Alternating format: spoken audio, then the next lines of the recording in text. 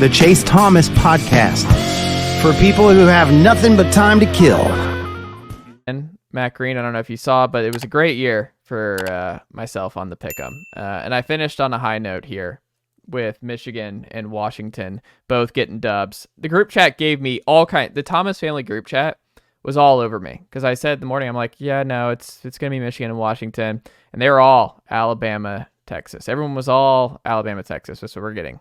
And I was like, you know what I'm doing? I'm sticking to what I've seen all year long, which is Bama is incredibly flawed and Texas beat up, and Washington has been the best offense and has the best quarterback in the playoff. Like, I just couldn't shake it where I'm like, they do this. Washington never been down 8+ points all year long. People doubted them against Oregon twice. And I think Texas was built in a similar way to Oregon. And they just were like, yeah, we're going to go ahead and take care of that. And it got a little crazy. We'll talk about that in a second. But I just looked at this Bama team. It was just like it's really hard because Nick Saban's the greatest college football coach of all time. It's really hard to just accept when things have changed, right? What we just did is we gave Clemson the last 2 years, Matt Green, the benefit of the doubt. Because we're like, we've seen Dabo build a dynasty at Clemson. We've seen Clemson beat Alabama multiple times. We've seen them win a national title with a true freshman quarterback. We've seen Clemson just keep this thing humming and be a real national title contender over and over again. So that when they start fumbling and they start not falling off a cliff, but going more towards that 10-2 route where there's just clear problems, but you're like, they're Clemson, and I've seen them win a lot of big games. I've seen them do stuff that it's really hard to let that go and just be like, you know, they're just not that anymore. They're just like another good team. They're closer to Penn State than they are the Georgias of the last 2 years. And I think it's really hard for us as analysts and fans to look at this. You're saying Alabama's closer to Penn State?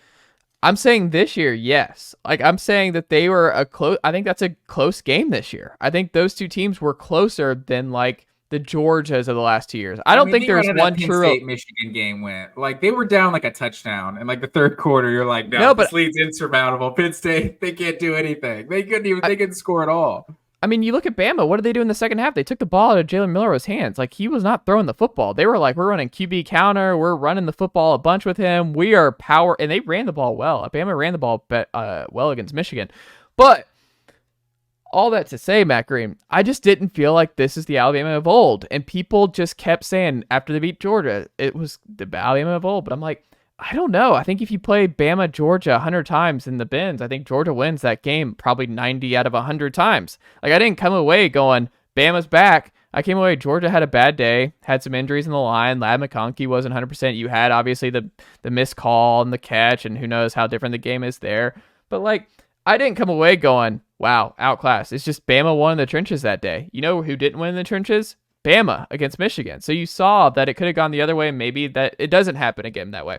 Michigan is the best team in the trenches in the college football playoff. We saw that very evident on Monday afternoon. Well, and that's why I think this was such a great season because I think they just found ways to win games. And I'm not into all the composite rankings saying this is the most talented team in college football based on recruiting rankings. Like, this was not the most talented team in college football, but they found ways to win most games, and they almost found a way to win this one.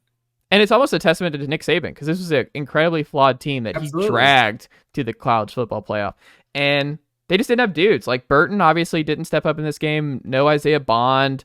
Malik Benson, big JUCO transfer. He's now in the portal again. He doesn't do anything. You didn't have the tight end dynamic that you had last year with Leitu, who was a good saving security blanket for Bryce Young when those guys weren't open. You didn't have the elite back that you had a year ago with Jahmyr Gibbs. Like, since... why am I blanking on his name? Not Justice Haynes, who came in, was good. He's going to be a good player for that was the first game I feel like I've seen him really play. Jace McClellan. Which he was okay, but he's just not a world beater. Like, he's not a Derrick Henry. They just didn't. They don't have the dudes. And obviously they had the offensive snap problems, and that center is now in the portal as we record this podcast. But Matt Green, I just looked at it. I was like, defense was fine. They held up their end of the bargain. They gave Michigan all kinds of problems. But this was not an elite Alabama team. They're good. They were solid. They're well coached. But this offense wasn't scary. This offense struggled. The offense came apart at the end when they needed it most. They had some issues, and they just don't have the dudes that typical Alabama dynasty national championship teams have. And I don't know. Maybe they get them next year. Maybe they bounce back. But I don't know. If I'm a Bama fan, look, you've won a lot. It's been great. But I think the better team won on Monday afternoon. And I think Michigan showed a lot. That J.J. McCarthy drive I was texting you during it. It's like the J.J. McCarthy legacy drive was big time. Like, he had so many big time throws in that drive. He made plays when he had to. Wide receivers made plays when they had to. And then, there was some weird stuff at the end, like Harbaugh with the timeout at the one when they could have just gone to overtime to snap it again. You had the crazy punt that kid almost had a disaster where he would have never been allowed back in Ann Arbor. Yeah. If he, just the game had it all. I love this game. I love the venue. Obviously, the Rose Bowl, it was a great venue for college football. But I just came away. Michigan, I think, is the best team this year. People have felt it. I picked Michigan before the year on this program to win the national title. And it was one of those things you just had to see it. You had to see Michigan finally do it, and they get their first college football playoff win against Nick Saban, and they earned it. I think you talked about it on the pod, Matt. You were like, I don't know if J.J. McCarthy can go out and win this game for Michigan. And I think he deserves credit because J.J. took some shots, but he also, he stepped up big time late in this game. No, he definitely did. This was a legacy game for him for sure. But like you're saying, like this Alabama team was flawed, right? Like they definitely the defense played great in this game for Michigan, without a doubt. Like, without that muffed punt in the first half, like, Alabama's offense really did just about nothing until that final field goal drive. So Alabama's offense really, I came away thinking Georgia's the best team in college football. What are we doing? Like, how did Georgia lose this Alabama team? But yeah, Michigan, without a doubt. Like, I've questioned J.J. McCarthy all season. I still question J.J. McCarthy, to be honest, because we might not see that interception in the stat sheet on the first play of the game, but it happened. We all saw it. It was a terrible decision to start this game. He gets saved because Caleb Downs' foot is an inch out of bounds before he jumps. But that would have been a backbreaker to start the game. Like, obviously, they plenty of time to bounce back from it. But, the stats look good for sure. A lot of run after the catch. Like, I'm not trying to just pick at J.J. McCarthy here. We give the quarterback probably too much blame and too much credit.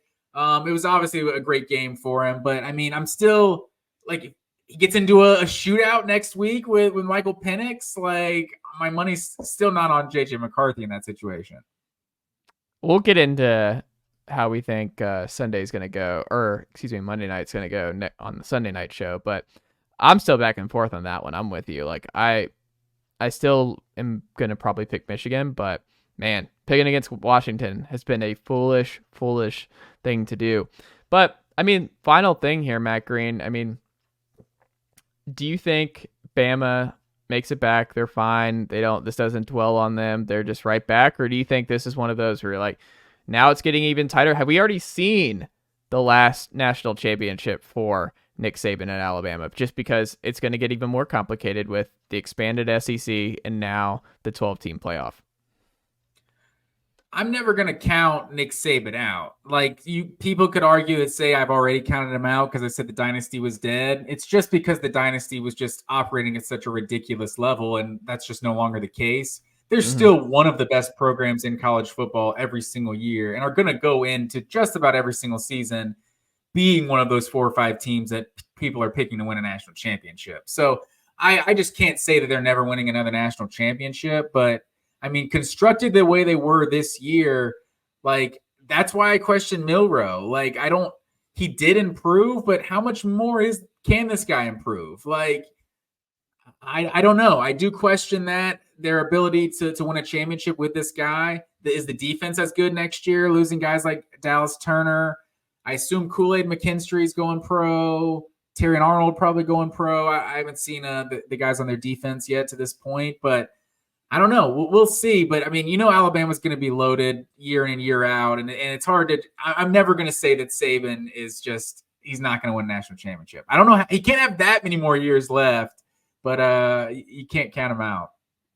No, you can't. But I mean, it's just going to be hard. I think it's just dynasties are going to be damn near impossible in the 12-team playoff.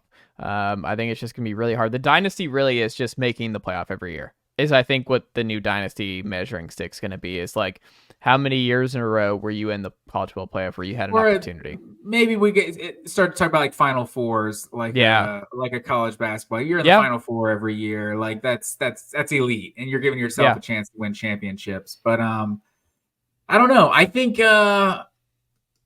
this playoff era, the 12-team playoff, it might benefit the big dogs that have the deepest rosters, because it's like those years like where the kick six happens, or a year like this where Georgia just loses the SEC championship. Like the most talented team in the country, like they weren't perfect and they got bounced, but now you give them a 12-team, you give them that mulligan, like you could see a lot of those juggernauts. Like Ohio State, like we saw for years under Urban Meyer, like they just don't show up 1 or 2 weeks a year, and it costs them a national championship. Like, but you make it a even playing field at the end of the year, and some of those teams are the most talented teams in college football, and can beat anybody. So I don't know. I don't know if it'll be as crazy or if it'll just be like those top 2 or 3 winning all the time. But we'll see. We will see, sir. Matt Green, Washington though. They get a massive win, even though late it looked like Washington might actually blow this. I mean, Texas had 4 shots at the end zone at first and goal, and were not able to get in. Your guy, A.D. Mitchell, making big plays late, but could not come down with the final one. And it wasn't on A.D. Mitchell. That was a fantastic play by the Washington DB to break that up. Just picture perfect form, sir. But what did you make of Washington taking down Texas in this one? Because I predicted that one would get away from Texas. I thought Michigan and Bama would come down to the wire, but my gut said that Washington was going to pull away a little bit, and they were up double digits in the third quarter, but Texas fought back. Go. Nicely done, nephew. The Chase Thomas podcast. Hell yeah.